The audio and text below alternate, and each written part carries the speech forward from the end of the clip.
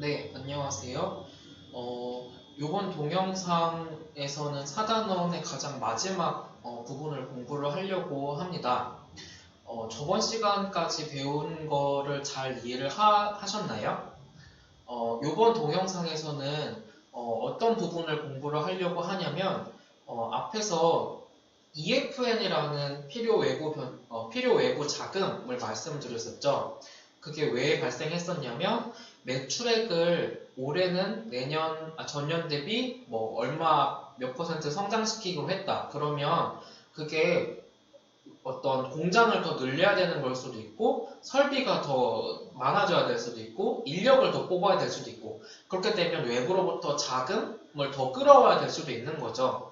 그래서 그런 EFN이 발생할 수 있다라는 것인데 요 마지막 4.4에서는 매출액 성장률을 전년 대비 올해 아니면 올해 대비 내년에 몇 프로로 잡을 것이냐와에 따라서 외부로부터 조달해야 되는 자금이 어떻게 바뀌는지의 관계와 그리고 4.4 부분 맨 뒤에서 두 가지 성장률에 관련한 지표 두 가지를 함께 공부하도록 하겠습니다. 이 부분에서도 그 예시를 통해서 한번 말씀을 드릴 텐데, 자, 천천히 말씀드릴게요. 한번 잘 따라와 주세요. 자, 보시면, 여기 4.6, 표 4.6에 호프만 컴퍼니라는 회사의 손익계산서와 재무상태표가 이렇게 위아래로 표시가 되어 있습니다. 이 회사의 경우에는 지금 매출액이 500이었는데 모든 비용 다 합친 게 416.5. 그래서 500에서 416.5를 뺐더니 83.5라는 소득이 과세대상 소득이 나왔고 그 중에 21%를 세금으로 17.5를 냈어. 그랬더니 순이익이 66이 나왔고 그 중에 22를 주주들한테 현금 배당 그리고 나머지 44만큼을 잉여금, 유보를 한 부분이 되겠습니다. 그리고 재무 상태표를 보시면 자산이 500, 부채와 자기자본이 총 500으로 500 일치하는 것을 보실 수 있고요. 유동자산과 순고정자산으로 자산은 이루어져 있고 총부채와 자기자본이 각각 250씩으로 이루어져 있습니다. 그리고 여기 매출액에 대한 비율을 보시면 원래 매출액이 500이었으니까 500분의 200에서 40%, 500분의 300에서 60%, 그리고 여기 총부채와 자기자본은 매출액에 따라서 꼭 달라지지는 않을 수 있다라고 앞에서 했던 것처럼 NA로 이렇게 표시를 해 두었습니다.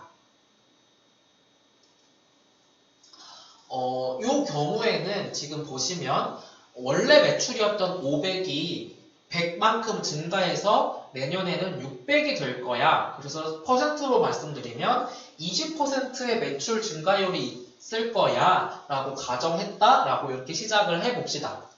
그러면 추정 손익계산서를 먼저 작성을 해볼 수 있겠죠.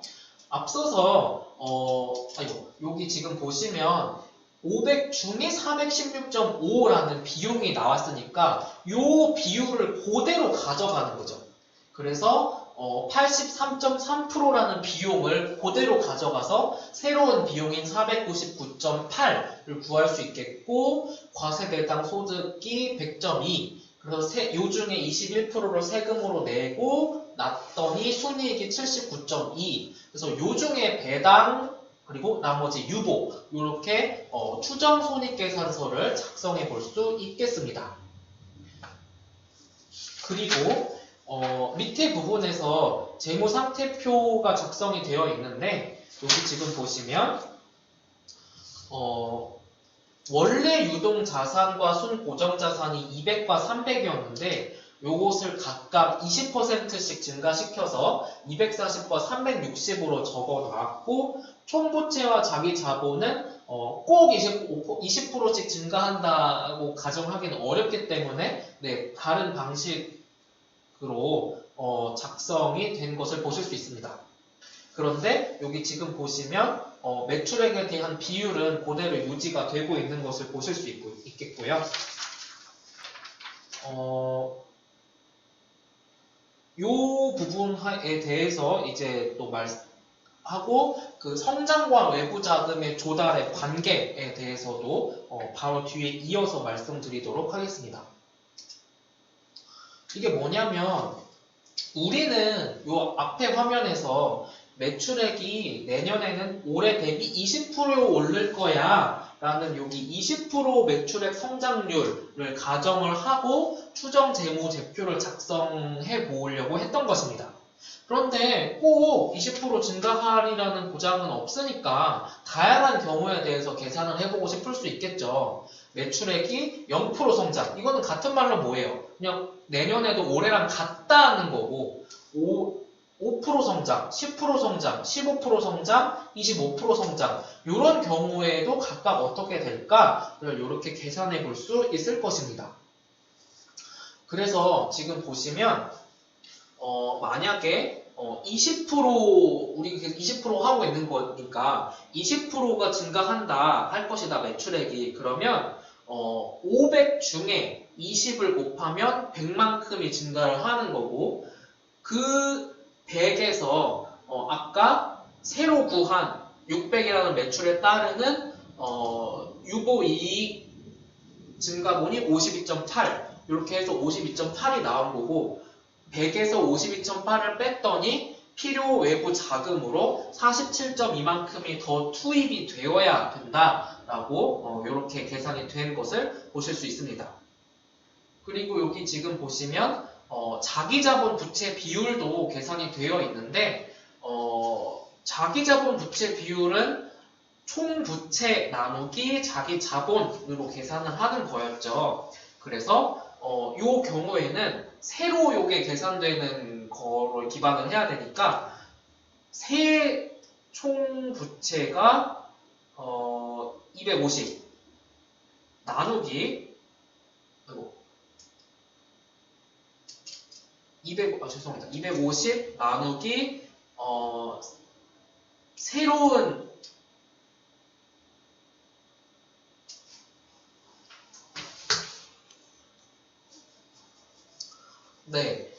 여기 지금 이어서 보시면 여기 보시면 0% 성장하는 경우에는 올해와 같은 매출액이 내년에도 이어지는 거니까 추가적으로 더 필요한 자산 증가액은 없죠. 그런데 올해만큼 그러니까 원래만큼의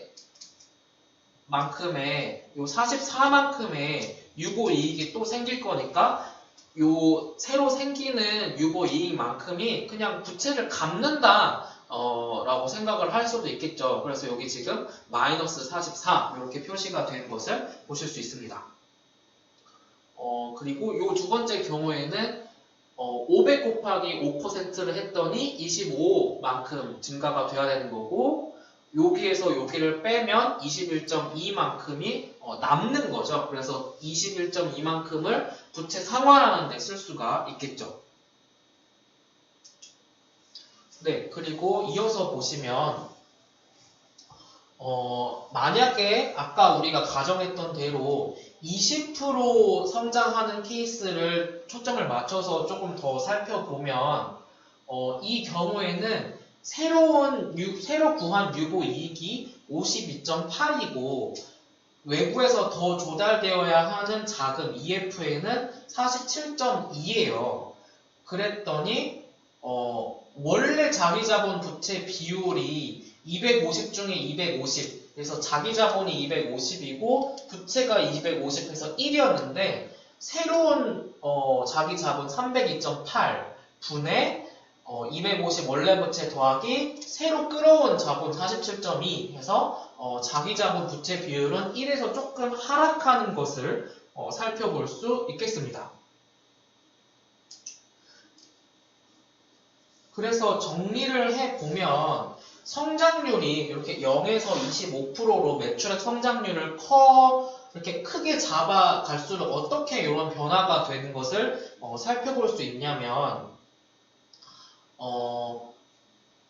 요게 성장률이 한 10% 정도이면 이제부터는 외부로부터 이제 자금이 더 들어와야 되는 거고 그리고 성장률이 20% 정도가 넘게 되면 요때부터는 자기 자본 부채 비율이 1보다 커지는 모습을 살펴볼 수 있겠습니다.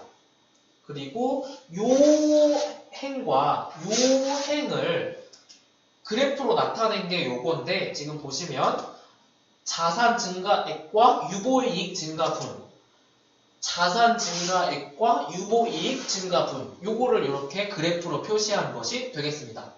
그래서 지금 보시면 자산 증가액은 훨씬 빠르게 증가를 하고 유보이익은 그것보다는 천천히 증가를 하니까, 매출액 성장률을 대충 한 10%보다 크게 잡으면 그때부터는 더 외부로부터 자금이 필요한 거고, 그렇지 않고 0%부터 대충 한 10%까지 사이로 올해 대비 내년 예상 매출 성장률로 잡으면 외부로부터 자금을 끌어올 필요는 없는 것으로 이렇게 표시가 되고 있습니다.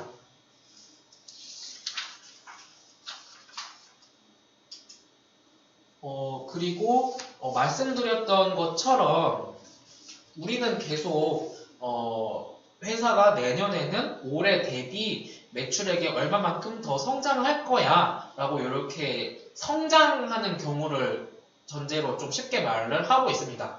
그래서 관련되어서 성장과 관련된 두 가지 지표를 이제 말씀을 드리려고 하는데, 그 중에 첫 번째가 내부 성장률이라는 지표가 되겠습니다. 이 지표의 뜻은 뭐냐면, 외부에서 자금 조달하지 않고 기업이 달성할 수 있는 최대 성장률이 내부 성장률이 되겠습니다. 그래서 외부에서 자금 조달을 하지 않고, 즉 기업 내부에서 조달하는 것만으로 성장을 하는 거기 때문에 이렇게 이름을 내부 성장률이라고 부르고 있고, 그 포인트는 어떻게 찾냐? 외부에서 자금 조달 안 해야 되니까 하는 케이스인 여기는 다 빠지게 되는 거죠. 그러면 여기가 최대인데 요 포인트인 거죠. 그래서 대충 한 10% 정도 했을 때 외부에서 자금 조달하지도 않으면서 최대로 성장하는 포인트가 요 10%라는 거고, 요것을 조금 정확하게 구할 수 있는 방법이 여기 나온 요 방법이 되겠습니다. 그래서 요 경우에는 내부 성장률은 ROA와 유보율, 앞에서 배웠던 유보율을 요거 두 가지를 이용을 해서 내부 성장률을 계산할 수 있는 것인데, 이 호프만의 경우에는 ROA와 유보율을 각각 이렇게 계산을 해서 여기 내부 성장률을 구하는 데서 적용을 해서 살펴보았더니, 우리는 아까 그래프에서 여기가 대충 한 10% 정도라고 그냥 추측을 이렇게 예상을 했었는데, 숫자로 조금 더 자세하게 살펴보니까 9.64%. 그러니까 호프만은 외부로부터 자금 조달 없이 최대 연간 9.64%까지는 성장이 가능하구나 라는 것을 계산해 볼 수 있겠습니다. 그리고 여기 넘어가기 전에 ROA는 넷인컴 나누기 총 자산이었죠. 그래서 넷인컴, 원래 거 넷인컴 66 나누기 원래 거 총 자산 500, 이렇게 계산이 ROA가 된 거고, 유보율은 원래 거 순이익 66 중에 원래 유보시켰던 거 원래 거, 그래서 44, 그래서 3분의 2라는 수가 B, 이렇게 계산이 된 게 되겠습니다. 그리고 두 번째로 나오는 성장률이 조금 더 한 단계 더 들어간 유지 가능 성장률이라는 건데, 여기는 뭐냐면 자기 자본 부채 비율을 그대로 유지하면서 신주 발행하지 않는 상황에서 달성할 수 있는 최대 성장률이 유지 가능 성장률이 되겠습니다. 다시 자기 자본 부채 비율을 그대로 유지하면서 신주 발행은 하지 않는 상황에서 달성할 수 있는 최대 성장률이 유지 가능 성장률이 되겠습니다. 그래서 앞에서 3단원 배울 때에 레버리지라는 말씀을 드렸었잖아요. 그래서 부채를 더 가져오는 게 레버리지를 증가시킨다, 그런 표현이니까 레버리지를 증가시키지 않으면서 달성할 수 있는 최대 성장률이 유지 가능 성장률이 되겠습니다. 이 호프만의 경우에는 아까 그 표를 다시 한번 가져와서 보면 20% 정도 되는 요 포인트에서 거의 자기 자본 부채 비율이 1이 되고 있는 모습을 살펴볼 수 있는데요. 자, 원래 거 호프만의 순이익인 66과 호프만의 원래 자기 자본인 250을 가지고 ROE와 B를 계산한 뒤에 요것을 여기에 넣어서 계산을 해 보았더니 21.35%가 호프만의 유지 가능 성장률이라는 것을 우리는 새롭게 알 수 있겠습니다. 그래서 이 뜻은 자기 자본을, 그러니까 신주 발행하지 않고 외부로부터 신주 발행하지 않고 자기 자본 부채 비율 유지하면서 연간 최대 21.35%만큼은 성장을 시킬 수 있겠구나 라는 뜻이 되겠습니다. 그리고 넘어가기 전에 여기서는 ROE랑 B를 이용해서 계산하잖아요. ROE의 뜻이 뭐였나요? 어떻게 계산했었나요? 넷인컴 나누기 에쿼티, 자기 자본이었죠. 그래서 호프만의 원래 넷인컴인 66 나누기 호프만의 원래 에쿼티인 250으로 ROE를 계산을 했고, 호프만의 원래 넷인컴 44를 호프만의 원래 넷인컴 66 중에 유보시킨 44인 3분의 2를 B로 계산해서 사용한 것이 되겠습니다.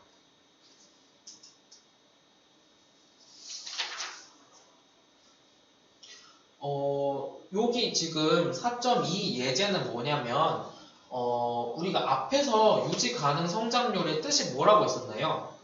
신주 발행하지 않고 자기 자본 부채 비율은 유지하면서 달성할 수 있는 최대 성장률이 유지 가능 성장률이라고 했잖아요. 그래서 우리는 앞에서 21.35%라는 숫자를 얻었어요. 그러면 이게 진짜 21.35%로 하면 자기 자본 부채 비율이 유지가 된다는 건가? 를 한번 이렇게 거꾸로 한번 계산을 해보자는 거예요.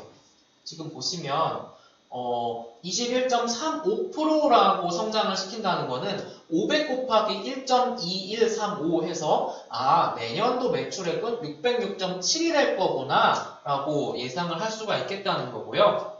앞에 계산했던 것처럼 요것 중에 83.3%를 비용으로 될 거라고 예상을 하면 요것에서 요거를 빼면 과세 대상 소득이 나오고 여기에서 21%인 21.3만큼을 세금으로 내주면 총 순이익이 80이 나올 것이다. 그리고 여기에서 3분의 2만큼을 유보를 시키고 3분의 1만큼을 배당을 시키는 것을 유지하기로 하고 계산을 해보면 이렇게 되겠습니다. 그런데 자기 자본 부채 비율이 총 부채 나누기 자기 자본으로 계산을 하는 거니까 우선 원래 거 부채인 250에 외부 필요 자금 53.4만큼을 더해주는 게 새로운 부채라고 계산할 수 있을 것이고요. 그리고 새로운 자기 자본인 303.4로 나누면 정확하게 자기 자본 부채 비율이 1이 되는 것을 살펴보실 수 있습니다. 그래서 이렇게 자기 자본 부채 비율이 유지가 되면서 신주 발행을 하지 않는 상황에서 달성할 수 있는 최대 성장률이 유지 가능 성장률이라는 거였구나. 그리고 그게 실제로 맞는 거구나. 라는 것을 이렇게 살펴보실 수 있겠습니다. 여기 성장의 결정 요소들은 앞에서 우리가 배운 것에서 그거를 조금 쉽게 연결되는 부분이에요. 우리가 ROE를 3단원에서 듀퐁 항등식에서 확장하는 거를 배우셨잖아요. 그래서 ROE가 원래는 넷인컴 나누기 에쿼티인데 그것을 두 덩어리로 확장시켜 봤었고 세 덩어리로 확장시켜 봤었죠. 그래서 세 덩어리로 확장시켜 봤을 때에는 결국 매출액 순이익률 곱하기 총자산 회전율 곱하기 자기자본 승수 이렇게 세 덩어리로 확장되는 것을 알 수 있겠죠. 알 수 있었습니다.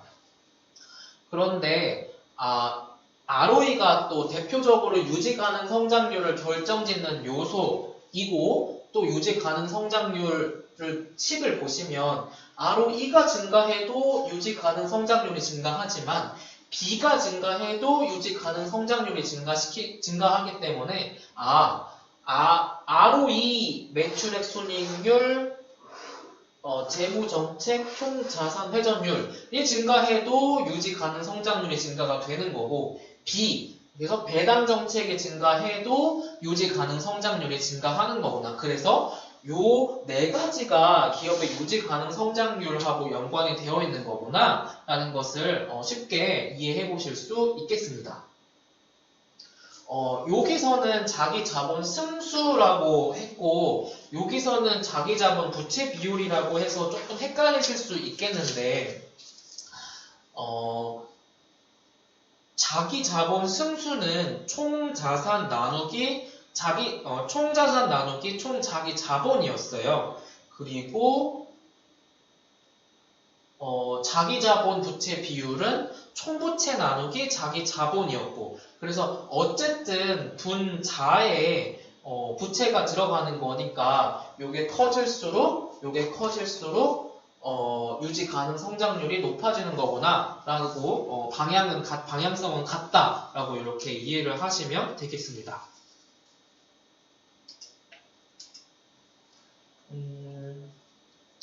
여기는 마지막으로 말씀드리는 부분인데요.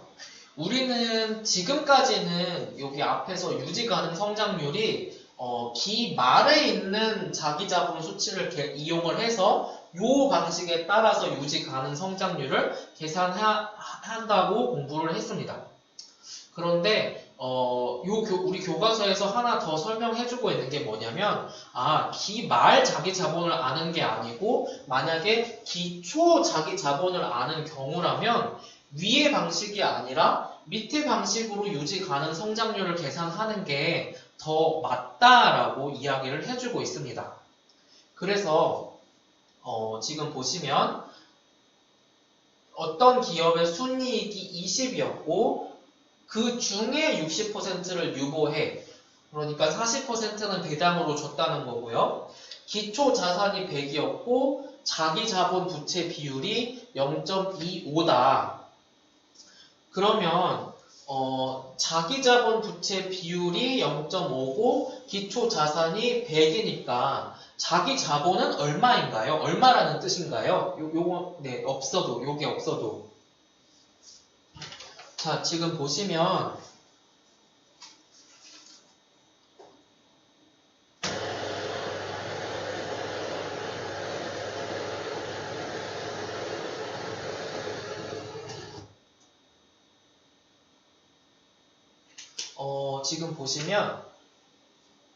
자기 자본 부채 비율이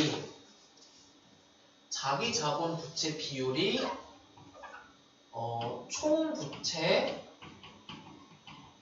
나누기 자기 자본이에요. 요게 0.25 그러니까 4분의 1이라는 거죠. 그런데 부채랑 자기 자본을 합하면 총 자산이니까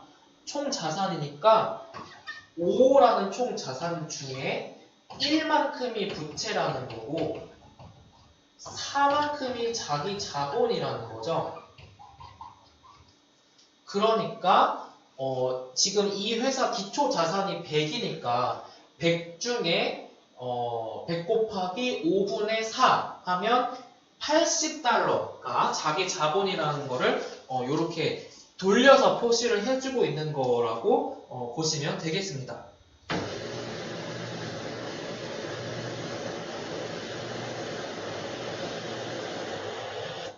그래서 요거를 보시면 우리가 원래 했던 대로 기말 자기 자본 80, 기초 자기 자본 80에 그 중에 순이익 중에 60% 유보해서 더 쌓인 새로운 기말 자기 자본이 92.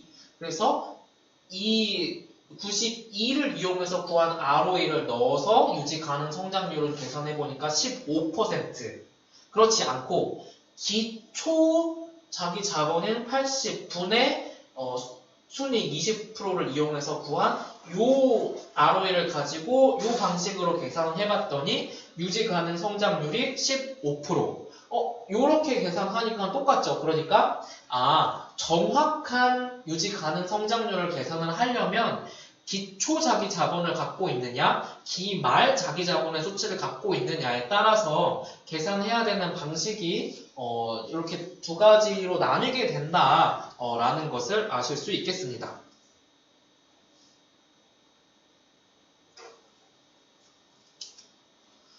그리고 여기 예제 마지막 부분에서 보시면 요거는 쉽게 이렇게 교과서 따라오시면서 공부하신 거대로 하시면 풀 수가 있으실 텐데 어렵게 생각하실 수 있는 부분이 뭐냐면 지금 보세요.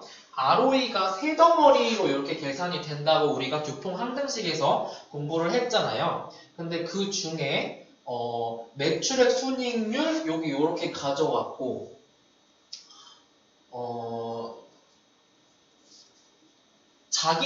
자본 집중률이 총자산 회전율의 역수였으니까 1분의 1의 역수는 1을 역수는 1이니까 요 1을 가져왔고 그러면 나머지 자기자본 승수를 이렇게 가져와야 되죠. 그런데 자기자본 부채 비율이 여기 0.5라고 나와 있으니까 요 0.5라는 자기자본 부채 비율을 이렇게 바꾸면 자기자본 승수를 1.5라고 이렇게 계산하실 수 있을 것입니다. 네, 제가 아까 여기 칠판 이렇게 써서 이렇게 말씀드렸던 대로 그렇게 하시면 하실 수가 있고요. 여기 마지막 부분은 이렇게 되게 간략하게 이렇게 한 페이지로 정리가 되어 있는데 이렇게 재무 계획 모형, 그래서 재무 계획을 한번 짜볼 때, 요런 부분들도 한번 고려를 해야 되겠구나, 라고 해서, 추가적으로 이렇게 말로 조금씩 설명이 되어 있는 부분입니다.